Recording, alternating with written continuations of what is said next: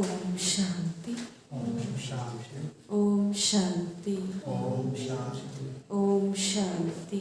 ओम शांति। मुरली date अगस्त 15, 2022। प्रातः मुरली बाप दादा मधुबन।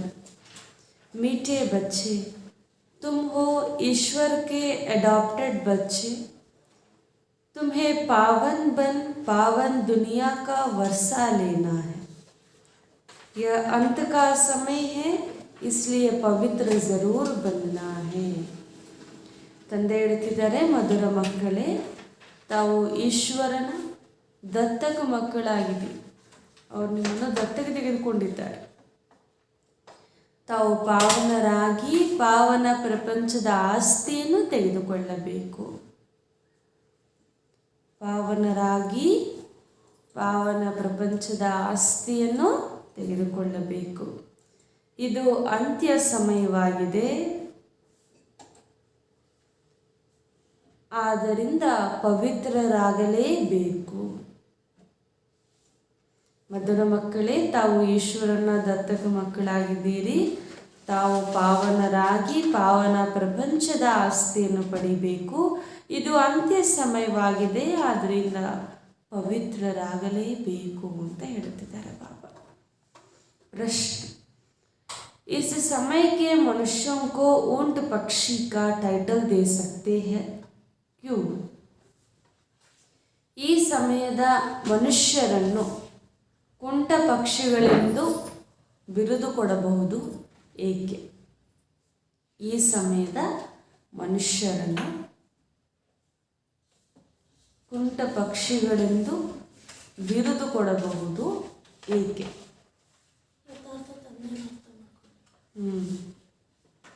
उत्तर: क्योंकि ऊंट पक्षी जो होता है उसे कहो उड़ो तो कहेगी पंख नहीं, मैं ऊंट हूँ। बोलो अच्छा सामना उठाओ तो कहेगी मैं पंछी हूँ। तो ऐसे ही आज के मनुष्यों की हालत हो गई है। जब उनसे पूछा जाता है कि तुम अपने को देवता के बजाय हिंदू क्यों कहलाते हो, तो कहते हैं देवताएं तो पावन हैं, हम पतित हैं। बोलो अच्छा अब पतित से पावन बनो, तो कहते हैं फुर्सत नहीं है। माया ने पवित्रता के पंख ही काट दिए हैं, इसलिए जो कहते हैं हमें फुर्सत नहीं, वह है ऊंट पक्षी। तुम बच्चों को ऊंट पक्षी नहीं बनना है. ತಂದೆ ಹೇಳ್ತಿದ್ದಾರೆ, ಕುಂಟ ಪಕ್ಷಿಗೆ ನೀನು ಹಾರು ಅಂತ ಹೇಳಿದಾಗ ಅದೇನು ಹೇಳುತ್ತೆ? ನಾನು ಹಾರ್ಲಿಕ್ಕಾಗೋದಿಲ್ಲ, ಏಕೆಂದರೆ ನನಗೆ ರೆಕ್ಕೆಗಳಿಲ್ಲ ಅಂತ ಹೇಳುತ್ತೆ. ಅದಕ್ಕೋಸ್ಕರ ಇನ್ನೂ ಸಮಾನವಾಗಿ ರೆಕ್ಕೆಗಳು ನಿರ್ಮಾಣ ಮಾಡಿಕೊಂಡು ಹಾರು ಅಂತಂದರೆ ಅದಕ್ಕೂ ಕೂಡ ಒಪ್ಪೋದಿಲ್ಲ ಅಂತ ಹೇಳ್ತಿದ್ದಾರೆ ಬಾಬಾ. ಅದಕ್ಕೋಸ್ಕರ ಈಗಿರುವಂತಹ ಮನುಷ್ಯರ ಪರಿಸ್ಥಿತಿ ನಿಮಗೆ ಆಗಿಬಿಟ್ಟಿದೆ. ಅವರಿಗೆ ಹೇಳಿದ್ರೆ ನೀವು ಯಾಕೆ ದೇವತೆಯರು ಅಂತ ಹೇಳುವ ಬದಲಾಗಿ ತಮ್ಮ ಹಿಂದೂಗಳೆಂದು ಹೇಳಿಕೊಳ್ತೀರಾ ಅಂತ ಕೇಳಿದ್ರೆ ಅವ್ರು ಹೇಳ್ತಾರೆ ದೇವತೆಯರು ಪಾವನರು, ನಾವು ಪತಿತರು ಅಂತ. ಸರಿ, ಇಲ್ಲಿಗೆ ಬನ್ನಿ ನಿಮ್ಮನ್ನು ಪತಿತರಿಂದ ಪಾವನರಾಗಿ ಮಾಡಿದ್ದೀವಿ ಅಂತ ಕರೆದ್ರೆ ಅವ್ರೇನು ಹೇಳ್ತಾರೆ? ಸಮಯ ಇಲ್ಲ ಅಂತ ಹೇಳ್ತಾರೆ. ಅದಕ್ಕೆ ಬಾಬಾ ಹೇಳ್ತಾರೆ, ಮಾಯೆ ಈಗ ಪವಿತ್ರತೆ ಎನ್ನುವಂಥ ರೆಕ್ಕೆಯನ್ನೇ ಮುರಿದು ಹಾಕ್ಬಿಟ್ಟಿದೆ. ಅದಕ್ಕೋಸ್ಕರನೇ ಅವ್ರು ಹೇಳ್ತಾರೆ ನಮಗೆ ಸಮಯ ಇಲ್ಲ ಅಂತ. ಅಂಥವ್ರು ಯಾರು? ಕುಂಟ ಪಕ್ಷಿಗಳು ಅಂತ ಹೇಳ್ತಾರೆ. ಹಿಂಗೆ ಆಡ್ಲಿಕ್ಕೂ ರೆಡಿ ಇಲ್ಲ, ಹಿಂಗಿರ್ಲಿಕ್ಕೂ ಕೂಡ ರೆಡಿ ಇಲ್ಲ ಅಂತ ಬಾಬಾ ಹೇಳ್ತಿದ್ದಾರೆ. ನೀವು ಮಕ್ಕಳು ಇಂತಹ ಕುಂಟ ಪಕ್ಷಿಗಳಾಗಿ ಆಗಬಾರದು ಅಂತ ಹೇಳ್ತಿದ್ದಾರೆ ಬಾಬಾ. ಫಸ್ಟ್ದೇನು ಅಂತಂದರೆ, ನೀವು ಅಂದರೆ ಹೊಸೊಬ್ರು ಯಾರಾದರೂ ಬಂದರೆ ನೀವು ದೇವತೆಯರಲ್ವಾ, ಅಂದರೆ ದೇವತಾ ಕುಲದವರಲ್ವಾ, ಆದರೆ ಯಾಕೆ ತಮ್ಮ ಹಿಂದೂಗಳೆಂದು ಕರೆದುಕೊಳ್ತೀರಾ ಅಂತ ಕೇಳಿದ್ರೆ ಅವ್ರು ಹೇಳ್ತಾರೆ ದೇವತೆಯರು ಉನ್ನತರು, ನಾವು ಪತಿತರಾಗ್ಬಿಟ್ಟಿದ್ದೀವಿ, ಅವ್ರು ನಾವು ಹೆಂಗೆ ದೇವತೆಗಳಾಗ್ತೀವಿ ಅಂತ ಹೇಳ್ಬಿಡ್ತಾರೆ. ಸರಿ, ಇಲ್ಲ ಪಾವನರಾಗಿ ಮಾಡ್ತೀವಿ ಬನ್ನಿ ಅಂತ ಕರೆದ್ರೆ ಸಮಯ ಇಲ್ಲ ಅಂತ ಹೇಳ್ತಾರೆ. ಅದಕ್ಕೆ ಬಾಬಾ ಹೇಳ್ತಾರೆ, ಈ ರೀತಿ ಆಗಬೇಡಿ, ನಿಮ್ಮಲ್ಲೂ ಕೂಡ ತಂದೆ ಹೇಳಿದಂತೆ ನಾವು ನಡೆಯಬೇಕೇ ಹೊರತು ಅದರಲ್ಲಿ ಯಾವುದೊಂದು ಕೂಡ ನಮ್ಮ ಮನ್ಮತವನ್ನು ಅದರಲ್ಲಿ ಮಿಕ್ಸ್ ಮಾಡಬಾರ್ದು, ಸಮಯವನ್ನು ವ್ಯರ್ಥ ಮಾಡಿಕೊಳ್ಬಾರ್ದು ಅಂತ ಹೇಳ್ತಿದ್ದಾರೆ ಬಾಬಾ. ಗೀತ್ ಓಂ ನಮಃ ಶಿವಾಯ ಹಾಡಾಗಿದೆ. ಓಂ ನಮಃ ಶಿವಾಯ. ಓಂ ಶಾಂತಿ. ಯಾ ಕಿಸ್ನೆ ಕಹ? ಇದು ಯಾರು ಹೇಳಿದ್ರು ಓಂ ಶಾಂತಿ ಅಂತ? अपने से प्रश्न पूछना है ना. ನಿಮ್ಮಲ್ಲೇ ನೀವು ಪ್ರಶ್ನೆ ಕೇಳಿಕೊಳ್ಬೇಕಲ್ವ. ओमकार तो मनुष्य ने अनेक प्रकार का बनाया है. बाबा कहने से 1 सेकंड में वर्षा के अधिकारी बन जाते हैं. तो बच्चा पैदा हुआ, कहेंगे वारिस पैदा हुआ. फिर सगीर से बालिग होता है, यह भी ऐसा होता है. बाबा को जाना, पहचाना और वर्षा का मालिक बने. यहाँ तो तुम बड़े हो ही. आत्मा को बाप का परिचय मिला, सेकंड में बाप का वर्षा मिल जाता है. ಬಾಬಾ ಹೇಳ್ತಾರೆ ಓಂ ಅಂದರೆ ಅದರ ಅರ್ಥ ಮನುಷ್ಯರು ಅನೇಕ ಪ್ರಕಾರವಾಗಿ ತಿಳಿಸ್ಬಿಡ್ತಾರೆ. ಆದರೆ ತಂದೆ ಅಂತೂ ಒಂದೇ ಒಂದು ಸೆಕೆಂಡ್ನಲ್ಲಿ ನಿಮಗೆ ಆಸ್ತಿಗೆ ಅಧಿಕಾರಿಗಳನ್ನಾಗಿ ಮಾಡಿಬಿಡ್ತಾರೆ. ಓಂ ಅನ್ನುವಂಥ ಶಬ್ದದ ಅರ್ಥವೂ ಕೂಡ ತಂದೆ ನಮಗೆ ತಿಳಿಸ್ಕೊಟ್ಟಿದ್ದಾರೆ. ಈಗ ಹೊರಗಡೆ ಕೂಡ ಅಷ್ಟೇ ಅಲ್ಲ, ಮಗು ಹುಟ್ಟಿದ ತಕ್ಷಣ ಏನು ಹೇಳ್ತಾರೆ? ವಾರಸುದಾರ ಹುಟ್ಟಿದ್ದಾರೆ, ಆಸ್ತಿಗೆ ಹಕ್ಕುದಾರ ಹುಟ್ಟಿಬಿಟ್ಟಿದ್ದಾನೆ ಅಂತ ಹೇಳ್ತಾರೆ. ಚಿಕ್ಕವನಿರ್ತಾನೆ, ಆಮೇಲೆ ದೊಡ್ಡವನಾದ್ಮೇಲೆ ಅವನೇ ಆಸ್ತಿಗೆ ಅಧಿಕಾರಿ ಆಗ್ತಾನೆ. ಆದರೆ ಬಾಬಾ ಹೇಳ್ತಾರೆ ಇಲ್ಲಿ ಚಿಕ್ಕವರು ದೊಡ್ಡವರಂತೇನಿಲ್ಲ. ನೀವು ಆತ್ಮ ಯಾವ ಸೆಕೆಂಡ್ನಲ್ಲಿ ತಂದೆಯ ಪರಿಚಯವನ್ನು ತೆಗೆದುಕೊಳ್ತೀರೋ, ಸಂಪೂರ್ಣವಾಗಿ ಅವ್ರ ಬಗ್ಗೆ ತಿಳಿದುಕೊಳ್ತೀರೋ, ಆ ಸೆಕೆಂಡೇ ನಿಮಗೆ ತಂದೆಯ ಆಸ್ತಿ ಸಿಗುತ್ತೆ. बच्चा पैदा होने से ही समझेंगे बाकी जायदाद का वर्षा पाएगा. यह है बेहद का बाप. कहते हैं हे बच्चे, आत्मा ने जाना बाप आया हुआ है. तुम बच्चे जानते हो हम बाबा से कल्प कल्प राजधानी लेते हैं. जैसे तुम सेकंड में विश्व के मालिक बन जाते हो. ओम माना हम मैं आत्मा, यह मेरा शरीर है. मैं आत्मा किसका बच्चा हूँ? परमात्मा का.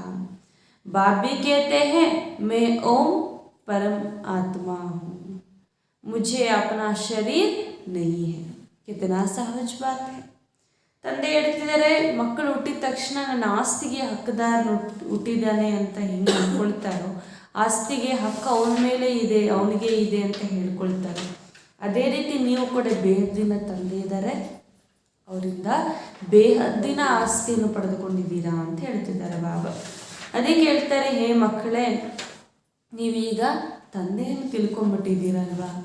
ನಾವು ತಂದೆಯಿಂದ ಕಲ್ಪಕಲ್ಪವೂ ಕೂಡ ರಾಜಧಾನಿ, ನಮ್ಮ ರಾಜ್ಯ ಭಾಗ್ಯವನ್ನು ಪಡೆದುಕೊಂಡೇವೆ, ಮತ್ತೆ ಪುನಃ ಈ ಸಮಯದಲ್ಲೂ ಕೂಡ ಪಡೆದುಕೊಳ್ತೇವೆ ಅಂತ ನಮಗೆ ನಿಶ್ಚಯ ಇರಬೇಕು.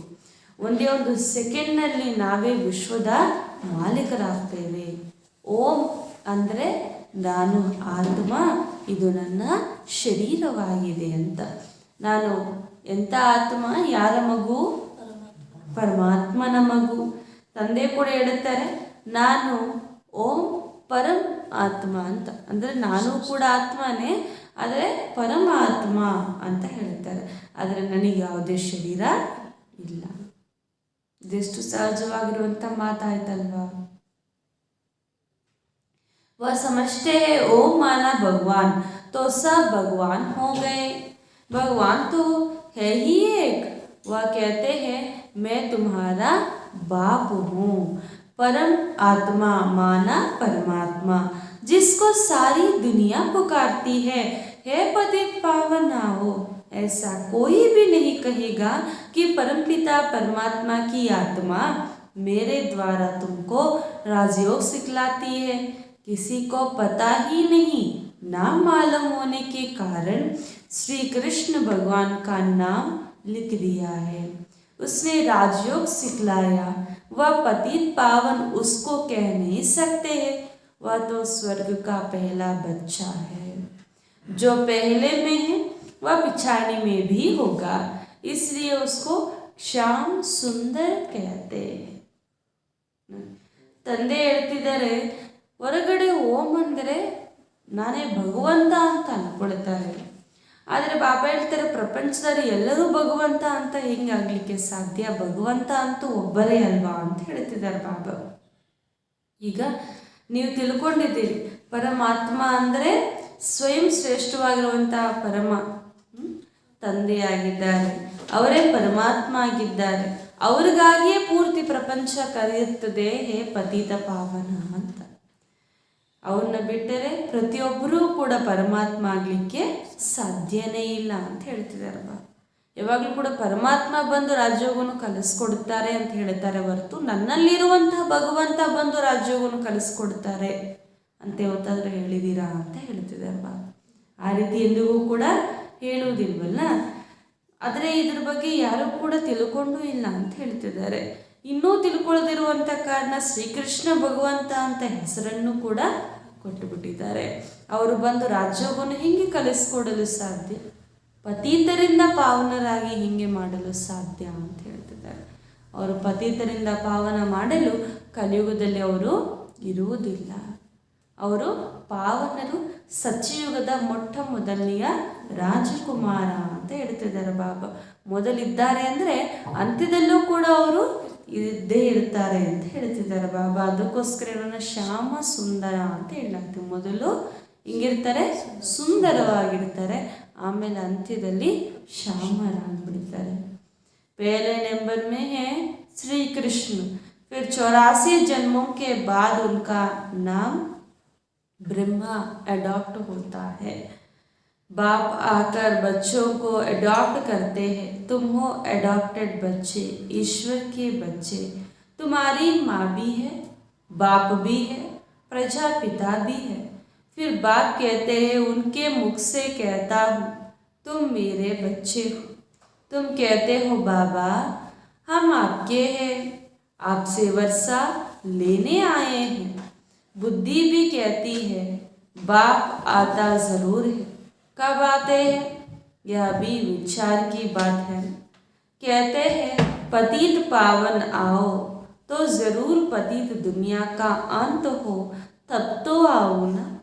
इसको कहा जाता है कल्प की आदि और अंत्य का संगम। अंत में सब पतित है, आदि में सब पावन है। अंत में पतित दुनिया का विनाश होता है, पावन दुनिया की स्थापना होती है। फिर वृद्धि को पाते जाते हैं, गाया भी जाता है ब्रह्मा द्वारा स्थापना। यह है त्रिमूर्ति। ತಂದೆ ಹೇಳ್ತಿದ್ದಾರೆ, ಈಗ ಮೊಟ್ಟ ಮೊದಲನೇ ರಾಜಕುಮಾರ ಶ್ರೀಕೃಷ್ಣ ಅವರ 84 ಜನ್ಮವನ್ನು ಪಡೆಯುತ್ತಾರೆ. ಅವರ ಅಂತಿಮ ಜನ್ಮದಲ್ಲಿ ಅವರು ಏನು ಹೆಸರು ಇಡ್ತಾರೆ? ಬ್ರಹ್ಮ ಎಂದು ದತ್ತಕ ತೆಗೆದುಕೊಂಡ ಮೇಲೆ ಅವ್ರಿಗೆ ಆ ಹೆಸರು ಬರುತ್ತೆ ಅಂತ ಹೇಳ್ತಿದ್ದಾರೆ. ನೀವೆಲ್ಲರೂ ಕೂಡ ಈಗ ದತ್ತಕ ಮಕ್ಕಳಾಗಿದ್ದೀರಿ ಆ ಈಶ್ವರನಿಗೆ. ಇಲ್ಲಿ ನಿಮಗೆ ತಾಯಿನೂ ಇದ್ದಾರೆ, ತಂದೆನೂ ಇದ್ದಾರೆ, ಪ್ರಜಾಪಿತ ಕೂಡ ಇದ್ದಾರೆ ಅಂತ ಹೇಳ್ತಿದ್ದಾರೆ. ಈಗ ನೀವೆಲ್ಲರೂ ಕೂಡ ಸ್ವಯಂ ಆ ಪರಮಾತ್ಮನ ಮಕ್ಕಳಾಗ್ಬಿಟ್ಟಿದ್ದೀರಿ. ಈ ಬ್ರಹ್ಮನ ಮುಖ ಕಮಲದಿಂದನೇ ಅವರು ಬಂದು ನನ್ನ ಮಕ್ಕಳೇ ಎಂದು ನಿಮ್ಮನ್ನು ಕರೆದುಕೊಳ್ತಾರೆ. ಈಗ ನೀವೆಲ್ಲರೂ ಕೂಡ ತಂದೆಗೆ ಆಸ್ತಿಯನ್ನು ಪಡೆದುಕೊಳ್ಳಬೇಕು ಅಂತ ಹೇಳ್ತಿದ್ದಾರೆ ಬಾಬಾ. ಬುದ್ಧಿ ಹೇಳುತ್ತಲ್ಲ, ತಂದೆ ಬಂದಿದ್ದಾರೆ ನನಗೋಸ್ಕರ, ಅವರಿಂದ ನನ್ನ ಆಸ್ತಿ ಪಡಿಬೇಕು ಅಂತ. ಈಗ ವಿಚಾರ ಮಾಡಿ ಅಂತ ಬಾಬಾ ಹೇಳ್ತಿದ್ದಾರೆ. ನೀವೆಲ್ಲರೂ ಕೂಡ ಪತಿತರಿಂದ ಪಾವನರಾಗಿ ಆಗ್ಬೇಕಂತಾನೆ ತಾನೇ ಕರೆದ್ರಿ, ಪತಿತ ಪಾವನ ಬನ್ನಿ ಅಂತ. ಈ ಪತಿತ ಪ್ರಪಂಚದ ಅಂತ್ಯದ ಸಮಯದಲ್ಲಿ ನಾನು ಬರ್ತೇನೆ. ಇದಕ್ಕೆ ಹೇಳಲಾಗುತ್ತೆ ಕಲ್ಪದ ಆದಿ ಮತ್ತು ಅಂತ್ಯದ ಸಂಗಮ ಅಂತ. ಈಗ ನಾವಿರೋದೆಲ್ಲಿ? ಕಲ್ಪದ ಅಂತ್ಯ ಹಾಗೂ ಕಲ್ಪದ ಆದಿಯ ಸಂಗಮದಲ್ಲಿ ನಾವಿದ್ದೇವೆ. ಅಂತ್ಯದಲ್ಲಿ ಪತಿತರಿರ್ತಾರೆ, ಆದಿಯಲ್ಲಿ ಪಾವನರಿರ್ತಾರೆ. ಈಗ ಅಂತ್ಯದಲ್ಲಿ ಪತಿತ ಪ್ರಪಂಚದ ವಿನಾಶ ಆಗಲೇಬೇಕು, ಪಾವನ ಪ್ರಪಂಚದ ಸ್ಥಾಪನೆ ಆಗಲೇಬೇಕು, ಆಮೇಲೆ ಇದು ವೃದ್ಧಿ ಹೊಂದಲೇಬೇಕು ಅಂತ ಹೇಳ್ತಾರೆ. ಅದಕ್ಕೆ ಗಾಯನ ಮಾಡಲಾಗಿದೆ, ಬ್ರಹ್ಮನಿಂದ ಸ್ಥಾಪನೆ, ವಿಷ್ಣುವಿನಿಂದ ಪಾಲನೆ, ಶಂಕರನಿಂದ ವಿನಾಶ ಅಂತ. ಈ ಮೂವರಿಂದ ತ್ರಿಮೂರ್ತಿಯ ಕರ್ತವ್ಯ ಅನ್ನೋದಿಲ್ಲಿ ನಡೀಲೇಬೇಕು ಅಂತ ಹೇಳ್ತಿದ್ದಾರೆ. तुम जानते हो शिव बाबा के बच्चे सब ब्रदर्स हैं। फिर जब रचना होती है तब भाई बहन बनते हैं। ಮಾತಾ ಪಿತಾ ಕ್ಯೂ कहते हो. ಈಗ ನೀವು ಮಕ್ಕಳೆಲ್ಲರೂ ಕೂಡ ಶಿವಬಾಬುರವರ ಮಕ್ಕಳು, ಪರಸ್ಪರ ಸಹೋದರರಾಗಿದ್ದೀರಿ. ಆಮೇಲೆ ಯಾವಾಗ ರಚಿಸಲ್ಪಡುತ್ತದೆಯೋ, ಅಂದರೆ ಯಾವಾಗ ನಾವು ಬ್ರಹ್ಮನಿಂದ ಸಂತಾನರಾಗ್ತೀವೋ ಆಗ ಸಹೋದರ ಸಹೋದರಿಯರಾಗ್ತೀವಿ. ಈಗ ಇಲ್ಲಿ ತಾಯಿ ತಂದೆ ಅಂತ ಯಾಕೆ ಹೇಳ್ತೀರಾ ಅಂತ ಕೇಳ್ತಿದ್ದಾರೆ ಪಾಪ. ತಾಯಿ ತಂದೆ ಅಂತ ಯಾಕೆ ಕರಿತೀವಿ? ಆಸ್ತಿ ಯಾರಂದ್ರೆ ಅವ್ರು ಕೊಡ್ತಾರೆ ನಮಗೆ? ಯಾರು ಕೊಡ್ತಾರೆ? ಭವಿಷ್ಯ ವರ್ಸಾಲೇನೆ ಕೇಳಿ, ಭವಿಷ್ಯ ಆಸ್ತಿಯನ್ನು ಪಡೆದುಕೊಳ್ಳಲು ಶಿವಬಾಬಾ ನಮಗೆ ತಂದೆಯಾಗಿದ್ದಾರೆ. ಅವರು ತಂದೆ ರೂಪದಲ್ಲಿ ನಾವು ಸ್ವೀಕಾರ ಮಾಡಿದ್ರೇನೆ, ಅಥವಾ ಅವ್ರು ನಮ್ಮನ್ನು ಮಕ್ಕಳ ರೂಪದಲ್ಲಿ ಸ್ವೀಕಾರ ಮಾಡಿದ್ರೇನೆ ಆಸ್ತಿಯನ್ನು ಕೊಡಲಿಕ್ಕೆ ಸಾಧ್ಯ. लौकिक वर्षा होते हुए भी पारलौकिक वर्षा पाने का पुरुषार्थ करते. ತಂದೆ ಹೇಳ್ತಾರೆ, ನೀವು ಲೌಕಿಕ ಆಸ್ತಿ ಇರುತ್ತಲೂ ಕೂಡ ಪಾರಲೌಕಿಕ ಆಸ್ತಿಯನ್ನು ಪಡೆದುಕೊಳ್ಳುವ ಪುರುಷಾರ್ಥವನ್ನು ಮಾಡ್ತಿದ್ದೀರಿ. ಯಹ ಹೈ ಕಲಿಯುಗ ಮೃತ್ಯುಲೋಕ. ಇದಾಗಿದೆ ಕಲಿಯುಗ, ಮೃತ್ಯುಲೋಕವಾಗಿದೆ. ಸತ್ಯುಗಕ್ಕೂ ಅಮರಲೋಕ कहते हैं. ಸತ್ಯುಗವನ್ನು ಅಮರಲೋಕ ಎಂದು ಹೇಳಲಾಗುತ್ತದೆ. यहाँ तो मनुष्य काले मर पड़ते हैं. सत्युग में दैवी दुनिया आदि सनातन देवी देवता धर्म रहता है. हिंदू धर्म तो कोई है नहीं. आदमशुमारी जब निकलती है तो पूछते हैं आप किस धर्म के हो? हम कहते हैं हम ब्राह्मण धर्म के हैं, तो वो लोग हिंदू धर्म में लगा देते हैं, क्योंकि वह हिंदू धर्म में ही ब्राह्मण आ जाते हैं. आर्य समाजी लोग जो है उनको हिंदू धर्म में लगा दिया है. वास्तव में हिंदू धर्म तो कोई है नहीं. यूरोप में रहने वालों को यूरोप धर्म वाला थोड़े ही कहेंगे. धर्म तो क्रिश्चियन है. क्राइस्ट ने क्रिश्चियन धर्म की स्थापना किया. अच्छा, हिंदू धर्म की स्थापना किसने किया?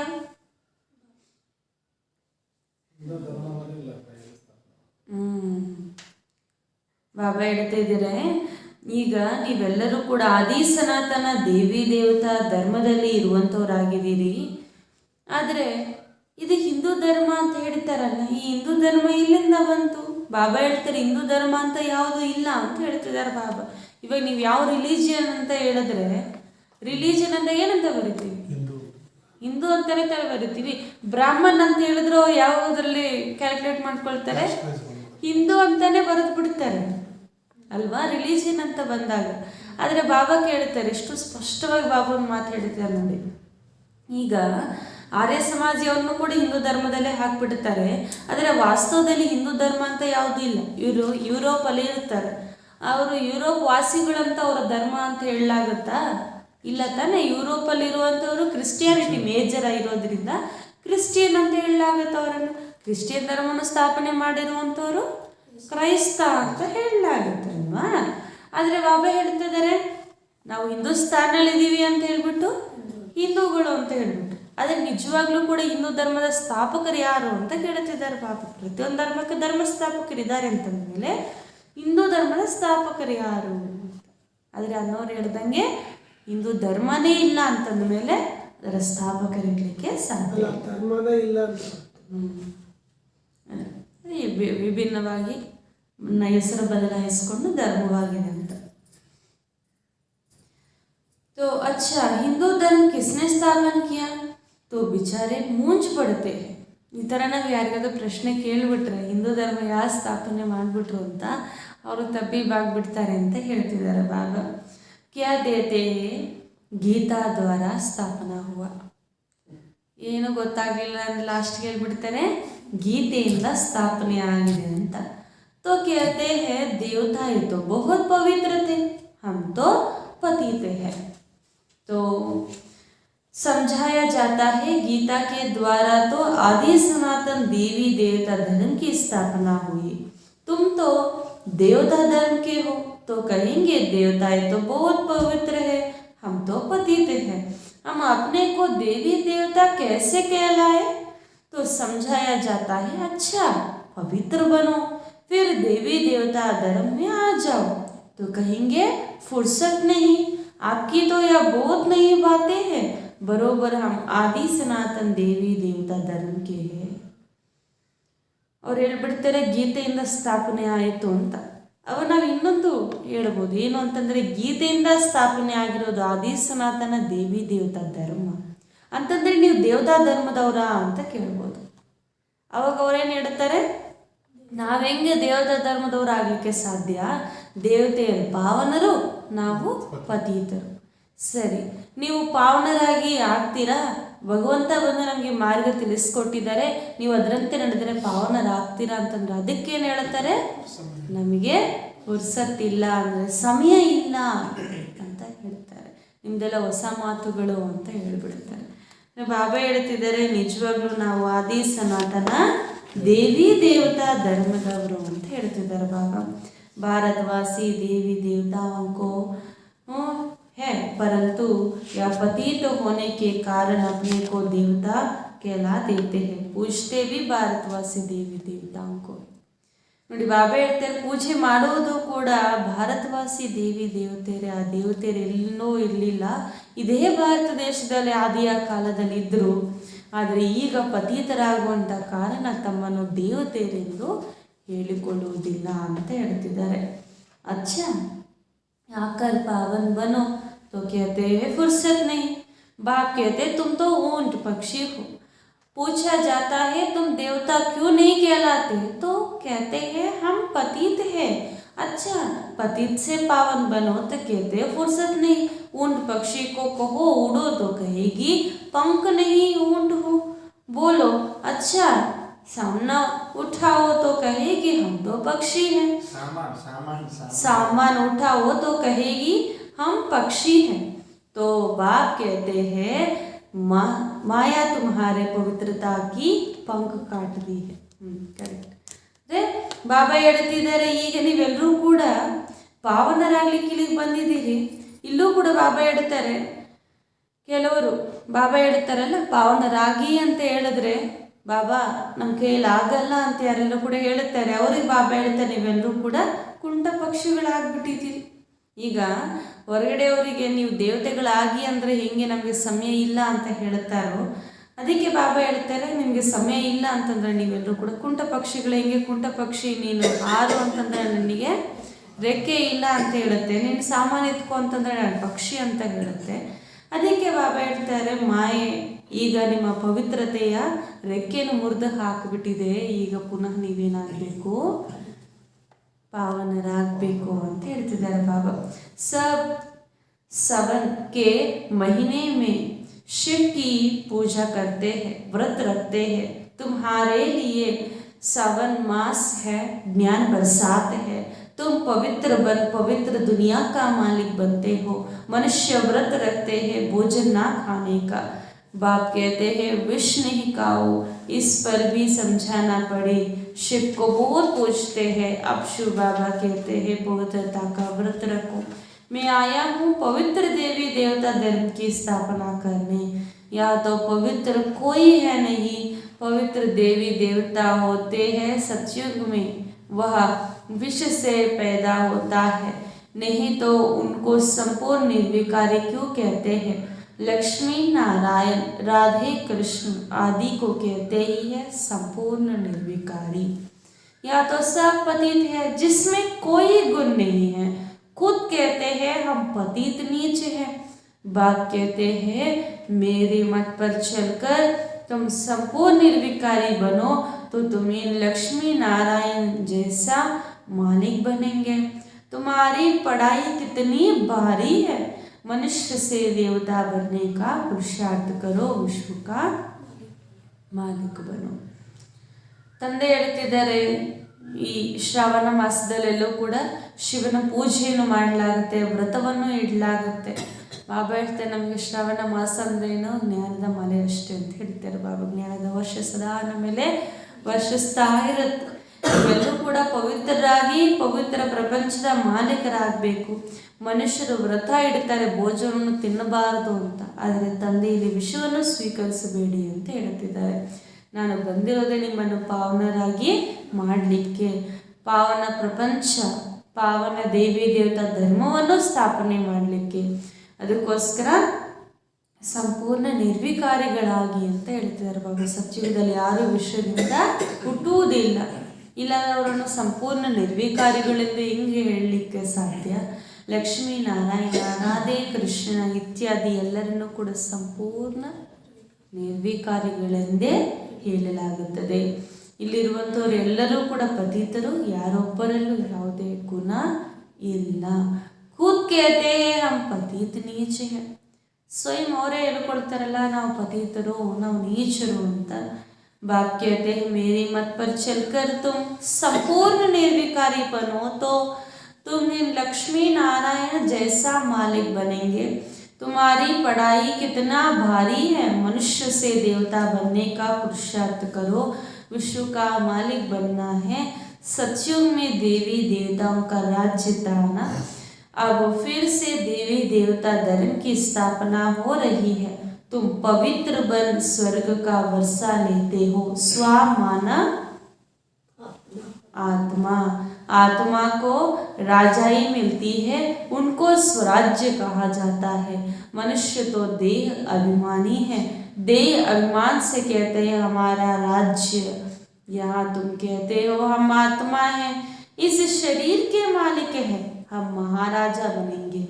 हमको सतयुग में पवित्र शरीर मिलेगा, अभी तो पतित है। जैसे आत्मा वैसे शरीर, आत्मा में खाद पड़ी है। आत्मा पहले सच्चा सोना थी, गोल्डन एज कहा जाता था। फिर त्रेता आया तो सिल्वर की खाद पड़ी, फिर द्वापर में गया तो तांबे का पड़ा। यह समय आत्मा झूठी तो शरीर भी झूठा, इसको ये कहा जाता है झूठ ಕಂಡ. ತಂದೆ ಹೇಳ್ತಿದ್ದಾರೆ, ಸತ್ಯುಗದಲ್ಲಿ ದೇವಿ ದೇವತೆಗಳ ರಾಜ್ಯ ಇರುತ್ತೆ. ಈಗ ನಾವು ಮನುಷ್ಯರಿಂದ ದೇವತೆಗಳಾಗುವ ಪುರುಷಾರ್ಥವನ್ನು ಮಾಡ್ತಿದ್ದೀವಿ. ನಾವೆಲ್ಲರೂ ಕೂಡ ಆತ್ಮ, ಈ ಶರೀರದ ಮಾಲೀಕ. ಸ್ವ ಅಂದರೆ ಆತ್ಮ ಅಲ್ವಾ?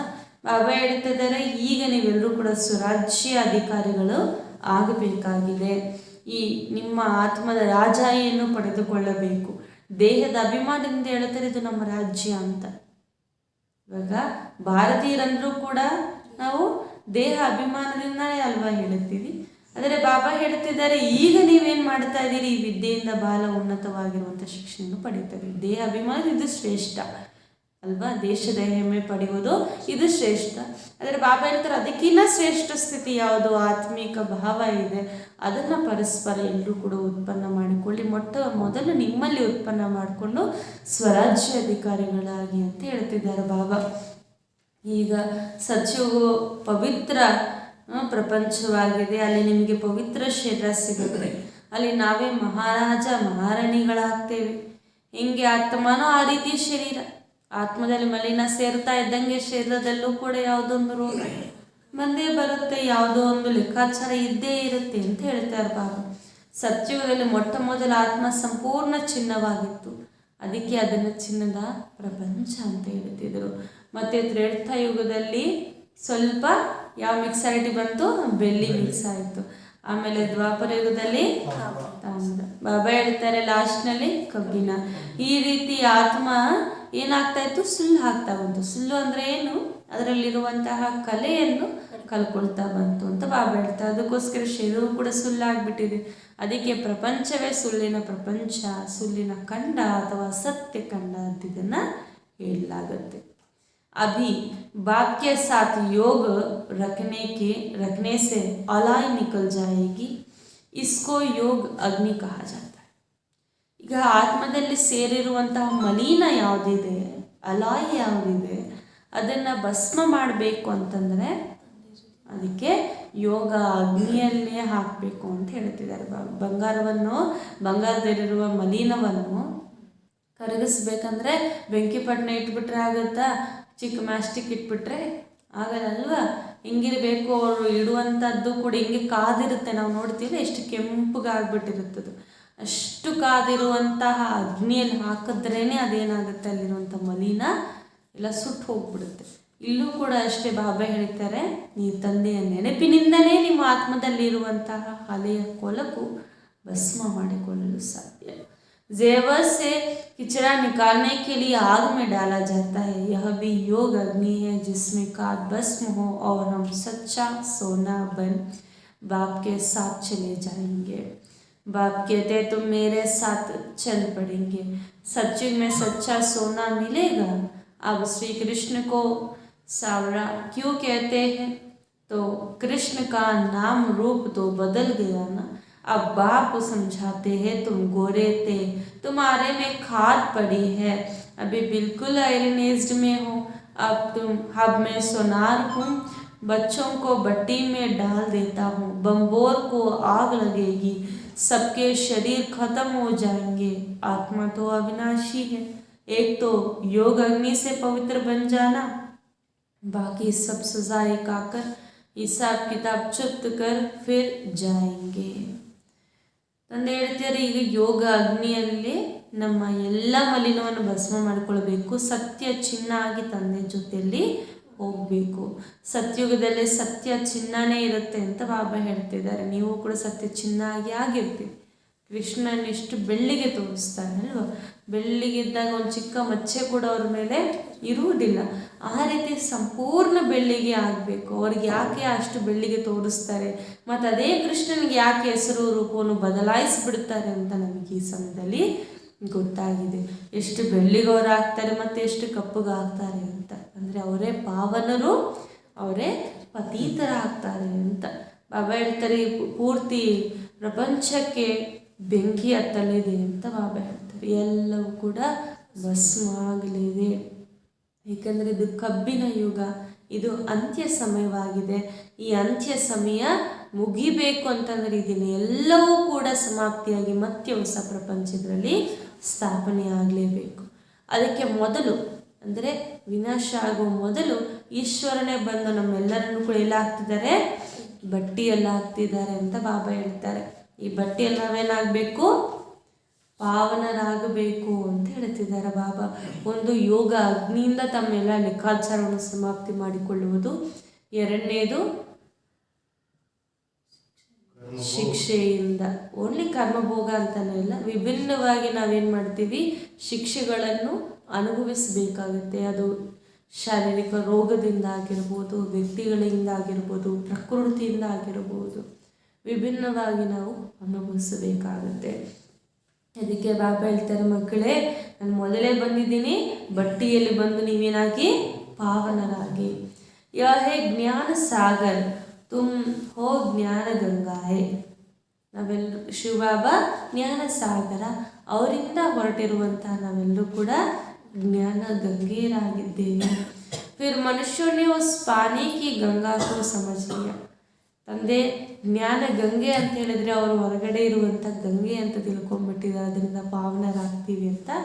ಆದರೆ ಅದು ಸತ್ಯ ಅಲ್ಲ. ವಹ ದೇವತಾ ಕಿ ಮೂರ್ತಿ भी रख दी है. वास्तव में तुम हो भगवान के बच्चे, ज्ञान गंगाए जो फिर देवता बनते हो. जब स्वर्ग में आएंगे तब तो तुमको देवता कहेंगे. वह आत्मा शरीर दोनों ही पवित्र है. अभी तो पतित है. भारत गोल्डन एज्ड, फिर सिल्वर, कॉपर, आयरन एज्ड बने हैं. फिर गोल्डन एज्ड में बाप ले जा रहे हैं.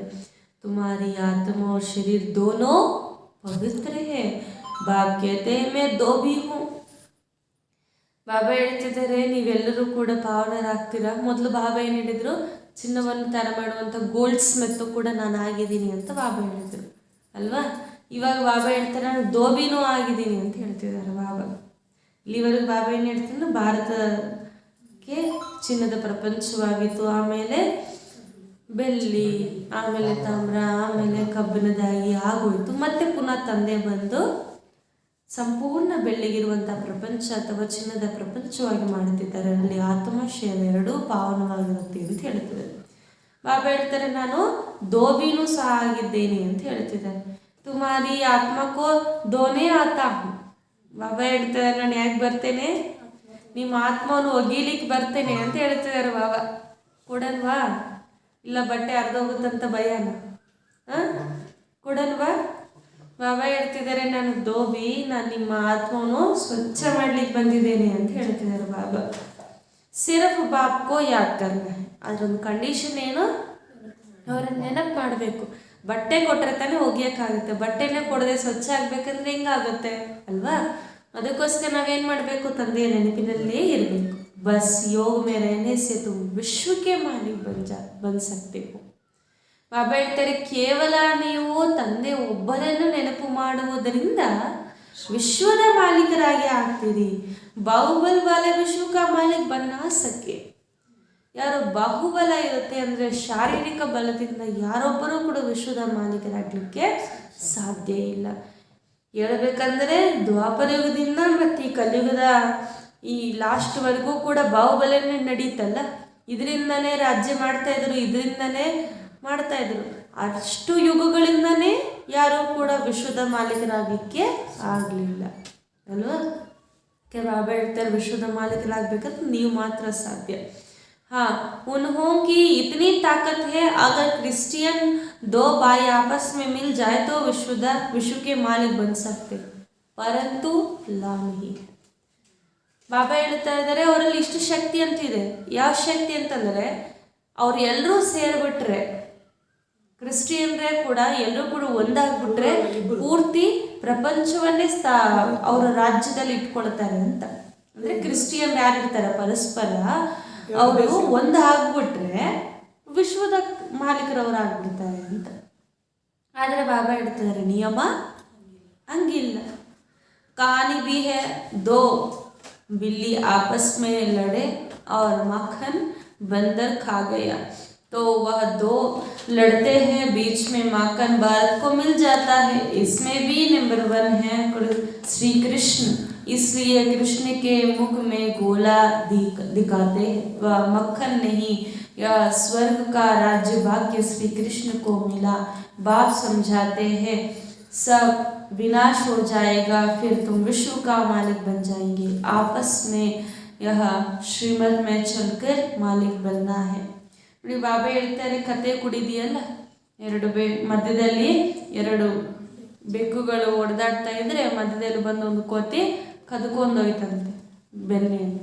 ಅದೇ ರೀತಿ ಬಾಬಾ ಹೇಳ್ತಾರೆ, ಈ ಪ್ರಪಂಚದ ಮಾಲೀಕ ನಾವಾಗಬೇಕಂದ್ರೆ ಒಬ್ರಿಗೊಬ್ರು ಗೊಂದಲದಲ್ಲಿ ಬರ್ತಾರೆ, ಆದರೆ ಯಾರಿಗೂ ಕೂಡ ರಾಜ್ಯ ಸಿಗೋದಿಲ್ಲ. ರಾಜ್ಯ ಸಿಗೋದು ನಿಮಗೆ ಅಂತ ಹೇಳ್ತಿದ್ದಾರೆ ಬಾಬಾ. ಸ್ವರ್ಗದ ರಾಜ್ಯ ಭಾಗ್ಯ ಕೃಷ್ಣನಿಗೆ ಸಿಗುತ್ತೆ ಅಂತ ಹೇಳ್ತಾರೆ ಬಾಬಾ. ಅದಕ್ಕೆ ಕೃಷ್ಣನ ಬಾಯಲ್ಲಿ ಪೂರ್ತಿ ವಿಶ್ವ ಇದ್ದಂಗೆ ತೋರಿಸ್ತಾರಲ್ವ. ಯಶೋದ ಮಾತೆಯವರು ಬಾಯಿಂದ ನೋಡಿದ್ರು ಅಂತ ತೋರಿಸ್ತಾರೆ, ಮಣ್ಣು ತಿಂದಾಗ ತೋರಿಸ್ತಾರೆ ಅಂತ ಹೇಳ್ತಾರೆ. ಅಂದರೆ ಅದರ ಅರ್ಥ ಏನು, ವಿಶ್ವದ ಮಾಲೀಕರು ಕೃಷ್ಣ ಆಗ್ತಾರೆ ಅಂತ ಅದರ ಅರ್ಥ. तो उनसे पहले बाप की श्रीमत पर ज़रूर चलना है. ಬಾಬಾ ಹೇಳ್ತಾರೆ, ಈಗ ನಿಮ್ಮ ಎದುರುಗಡೆ ವಿನಾಶ ನಿಂತಿದೆ, ವಿನಾಶ ಆಗುವ ಮೊದಲೇ ನೀವೇನಾಗಬೇಕು, ವಿಶ್ವದ ಮಾಲೀಕರಾಗಬೇಕು, ಶ್ರೀಮತದಂತೆ ನಡೆದು ಅಂತ ಹೇಳ್ತಿದ್ದಾರೆ. ಶ್ರೀಮತ ಇಲ್ಲದೆ ನೀವು ಶ್ರೇಷ್ಠರಾಗಲಿಕ್ಕೆ ಸಾಧ್ಯ ಇಲ್ಲ. ಶ್ರೀಮತ್ ಸೇ ಶ್ರೇಷ್ಠ ಅಸುರಿ ಮತ ಸೇ ಭ್ರಷ್ಟ ಬಂತೆ ಹೋ. ಬಾಬಾ ಹೇಳ್ತಾರೆ, ಶ್ರೀಮತದಿಂದ ತಾವು ಶ್ರೇಷ್ಠ, ಅಸುರಿ ಮತದಿಂದ ತಾವು ಭ್ರಷ್ಟರಾಗ್ತೀರಿ.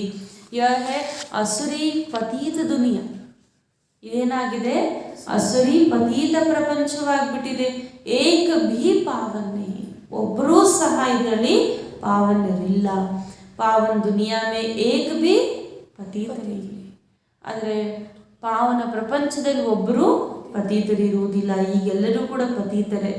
गाते भी है पतित पावन सीताराम, हम सीताएं रावण की जेल में पड़ी है, पुकारती है हे राम आकर छुड़ाओ, पावन दुनिया में ले चलो.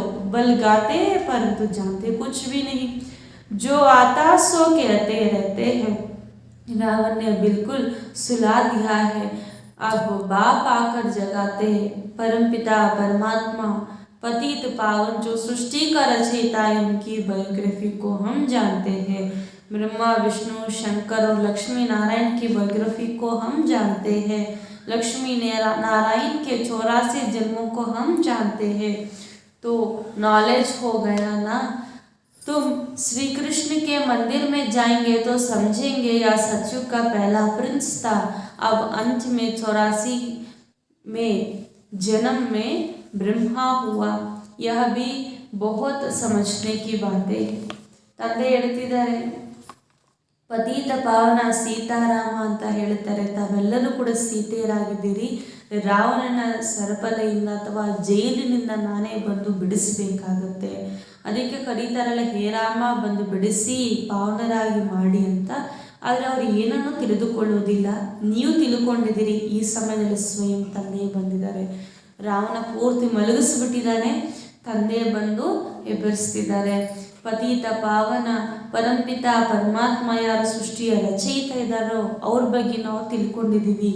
ಬ್ರಹ್ಮ ವಿಷ್ಣು ಬಗ್ಗೆ ನಾವು ತಿಳ್ಕೊಂಡಿದ್ದೀವಿ. ಲಕ್ಷ್ಮೀ ನಾರಾಯಣರ ಬಗ್ಗೆ ನಾವು ತಿಳ್ಕೊಂಡಿದ್ದೀವಿ. ಅವ್ರ 84 ಜನ್ಮದ ಚಕ್ರದ ಬಗ್ಗೆ ಕೂಡ ನಾವು ತಿಳ್ಕೊಂಡಿದ್ದೀವಿ. ಅಂತಂದರೆ ಇದು ಜ್ಞಾನ ಆಯಿತಲ್ವಾ ಅಂತ ಬಾಬಾ ಹೇಳ್ತಿದ್ದಾರೆ. ಈ ಜ್ಞಾನದಿಂದನೇ ಸದ್ಗತಿಯಾಗುತ್ತೆ. ಹೊರಗಡೆ ಶ್ರೀಕೃಷ್ಣನ ಮಂದಿರಕ್ಕೆ ಹೋಗಿದಾಗ ಆ ಕೃಷ್ಣನ ಮೂರ್ತಿಯನ್ನು ನೋಡಿದಾಗ ನಮಗೇನು ಅನಿಸುತ್ತೆ? ಇವರೇ ಅಲ್ವಾ ಮೊಟ್ಟ ಮೊದಲು ರಾಜಕುಮಾರ, ಮತ್ತು ಅಂತ್ಯ 84ನೇ ಜನ್ಮದಲ್ಲಿ ಅವರೇ ಬ್ರಹ್ಮ ಆಗ್ತಾರೆ ಅಂತ ನಮಗೆ ಈ ಮಾತುಗಳು ಅರ್ಥ ಆಗುತ್ತೆ. बच्चों को समझाते बच्चे खबरदार रहना, कभी किसी को दुख नहीं देना। बाप तो दुख हरता सुख करता है, तुम भी 5 विकार का दान देना है। दे दान तो छूटे ग्रहण लगता है तो फकीर, लोग कहते हैं दे दान। अब बाप कहते हैं, मेरे लाडले बच्चे विकारों का दान दो तो सर्वगुण संपन्न बन देवता बन जाएंगे। दुख का ग्रहण छूट जाएगा, तुम सुखधाम के मालिक बन जाएंगे।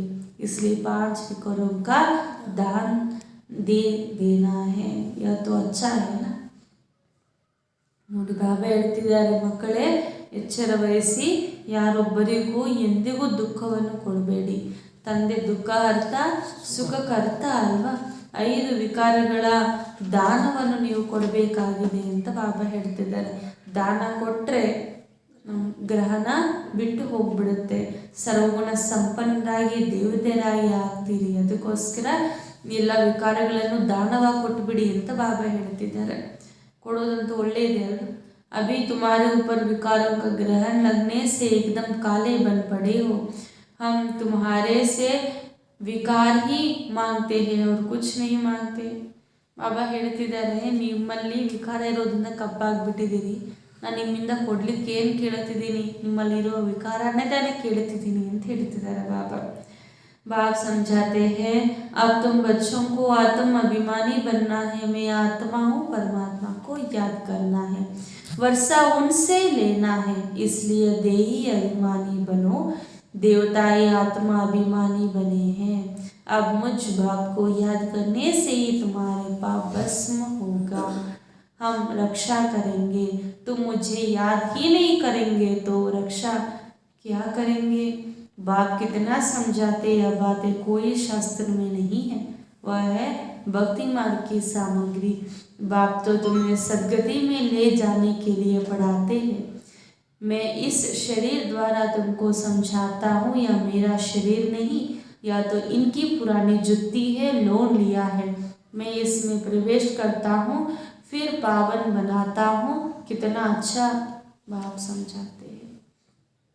ತಂದೆ ಹೇಳ್ತಿದ್ದಾರೆ, ನಾನು ಇವಾಗ ನೀವೆಲ್ಲರೂ ಕೂಡ ಆತ್ಮ ಅಭಿಮಾನಿಗಳಾಗಬೇಕು. ನಾನು ಆತ್ಮ ಪರಮಾತ್ಮ ನೆನಪು ಮಾಡ್ತಿದ್ದೇನೆ, ಅವರಿಂದ ಆಸ್ತಿ ಪಡಿಬೇಕು ಅಂತಿರಬೇಕು.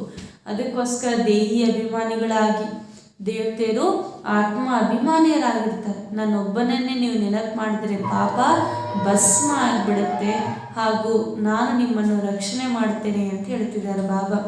ಈ ಮಾತುಗಳು ಯಾವುದೂ ಕೂಡ ಶಾಸ್ತ್ರದಲ್ಲಿ ಇಲ್ಲ, ಆದರೆ ಹೊರಗಡೆ ಇರೋದೆಲ್ಲ ಭಕ್ತಿಮಾನದ ಸಾಮಗ್ರಿ. ನಾನು ನಿಮಗೆ ಸದ್ಗತಿಯನ್ನು ಮಾಡಿಕೊಳ್ಳಲು ವಿದ್ಯೆಯನ್ನು ಓದಿಸುತ್ತೇನೆ. ಈಗ ಈ ಶರೀರದ ಮೂಲಕ ನಾನೇ ಅರ್ಥ ಮಾಡಿಸುತ್ತೇನೆ. ಹಂಗಂತೇಳಿ ಈ ಶರೀರ ನನ್ನದಲ್ಲ ಅಂತ ಬಾಬಾ ಹೇಳ್ತಾರೆ. ಇದು ಇವರ ಹಳೆಯ ಚಪ್ಪಲಿ, ನಾನು ಇದನ್ನು ಲೋನಾಗಿ ತೆಗೆದುಕೊಂಡಿದ್ದೇನೆ. ನಾನು ಇವರಲ್ಲಿ ಪ್ರವೇಶನಾಗಿ ನಿಮ್ಮನ್ನು ಪಾವನರಾಗಿ ಮಾಡ್ತೇನೆ ಅಂತ ಬಾಬಾ ಹೇಳ್ತಾರೆ. ತಂದೆ ಎಷ್ಟು ಚೆನ್ನಾಗಿ ನಮ್ಮನ್ನು ಅರ್ಥ ಮಾಡಿಸ್ತಾರಲ್ಲ. ಅದಕ್ಕೆ ಬಾಬಾ ಹೇಳ್ತಾರೆ, ಮಕ್ಕಳೇ ಈಗ ಪಾವನರಾಗಿ ದೇಹಿ ಅಭಿಮಾನಿಗಳಾಗಿ ಎನ್ನುವಂಥ ಶಿಕ್ಷಣೆಯನ್ನು ತಂದೆ ಕೊಡ್ತೀವಿ. ಅಚ್ಚ ಬಾಬಾ ನಮಸ್ತೆ. ಇವಾಗ मीठे मीठे सिकलदे बच्चों प्रति माता पिता बाप दादा का याद प्यार और गुड मॉर्निंग। रूहानी बाप की रूहानी बच्चों को नमस्ते। हम रूहानी बच्चों की रूहानी माता पिता बाप दादा को याद प्यार और गुड मॉर्निंग और नमस्ते नमस्ते नमस्ते। धारणा के लिए मुख्य सार। फर्स्ट पॉइंट, बाप की श्रीमत पर चलकर संपूर्ण निर्विकारी बनना है। ತಂದೆಯ ಶ್ರೀಮತದಂತೆ ನಡೆದು ಸಂಪೂರ್ಣ ನಿರ್ವಿಕಾರಿಗಳಾಗಬೇಕು. ತಂದೆಯ ಶ್ರೀಮತದಂತೆ ನಡೆದು ಸಂಪೂರ್ಣ ನಿರ್ವಿಕಾರಿಗಳಾಗಬೇಕು. ಪಢಾಯಿ ಸೆ ವಿಶ್ವ ಕಿ ರಾಜಾಯಿ ಲೇನಿ ಹೈ. ವಿದ್ಯೆಯಿಂದ ವಿಶ್ವದ ರಾಜ್ಯ ಭಾಗ್ಯವನ್ನು ತೆಗೆದುಕೊಳ್ಳಬೇಕು. ವಿದ್ಯೆಯಿಂದ ವಿಶ್ವದ ರಾಜ್ಯ ಭಾಗ್ಯವನ್ನು ತೆಗೆದುಕೊಳ್ಳಬೇಕು. आत्मा में जो खाद पड़ी है उसे योग अग्नि से निकालना है. ಆತ್ಮದಲ್ಲಿ ಇರುವಂತಹ ಮಲಿನವನ್ನು ಭಸ್ಮ ಮಾಡಲು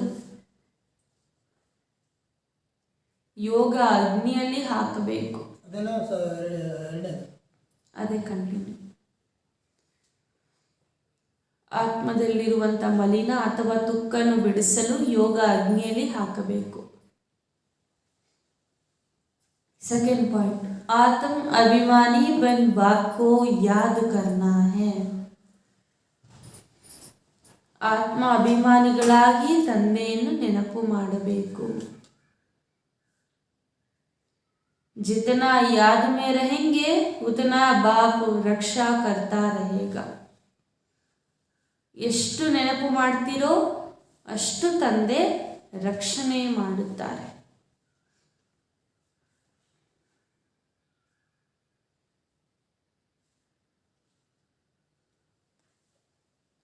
वरदान, मेरे मेरे को तेरे में परिवर्तन कर. मेरे मेरे को तेरे में परिवर्तन कर श्रेष्ठ मंजिल को प्राप्त करने वाले ನಷ್ಟೋ ಮೋಹ ಭವ. ನನ್ನದು ನನ್ನದು ಎನ್ನುವುದನ್ನು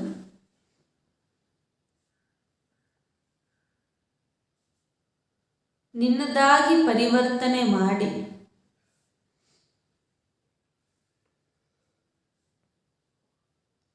ಶ್ರೇಷ್ಠ ಗುರಿಯನ್ನು ಪ್ರಾಪ್ತಿ ಮಾಡಿಕೊಳ್ಳುವಂತಹ